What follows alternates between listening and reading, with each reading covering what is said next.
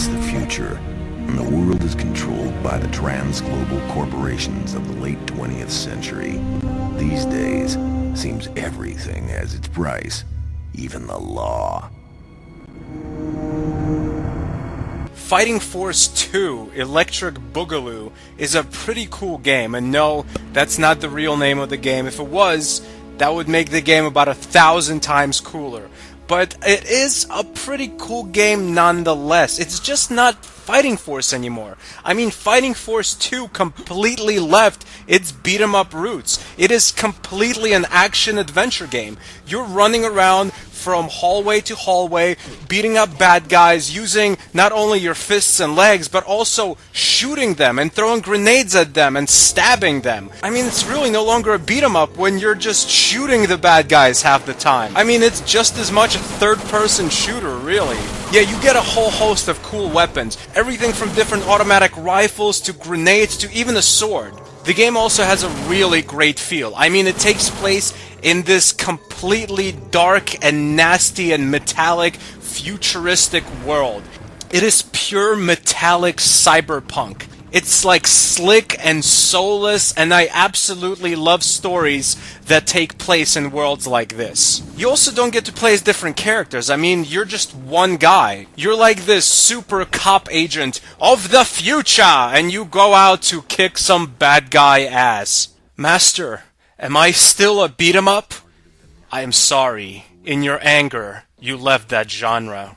The graphics in the game are also pretty good. They're not entirely spectacular in any way, but the fact that the game takes place in this futuristic, metallic, cyberpunk world gives it brownie points, at least for me, or just fans of kind of futuristic sci-fi stuff. Don't get confused though, there are a lot of bad parts in the game. For example, when fighting with your sword, it's very cumbersome. It's hard to hit enemies, you're constantly turning the wrong way and missing your shots. It's just a bad weapon to use. You might as well use your fists and your legs. And using your fists and legs isn't a picnic either. They sped the combat up from Fighting Force 1. It no longer feels like you're fighting in slow motion, but at the same time the fighting mechanics don't exactly look the smoothest, and it can get pretty jerky at times. Especially when the camera also screws up and you're just swinging your arms and legs aimlessly at the air while the enemy is a little bit to the left of you. But what's really fantastic is the guns. I mean, once you get a gun and some bullets, you can just run through a level and just empty your bullets into everything. I mean, the environment is completely destructible and the enemies are just completely mowed down when you have weapons. The problem is, of course,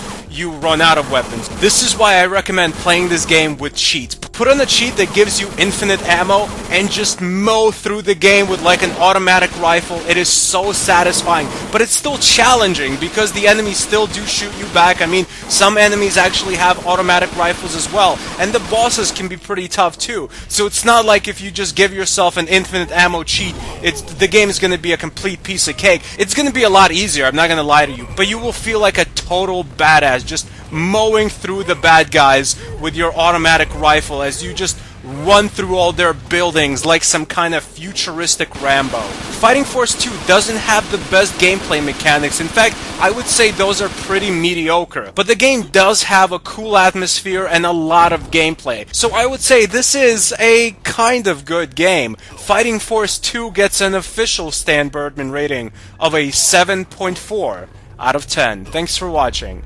Goodbye, my friends.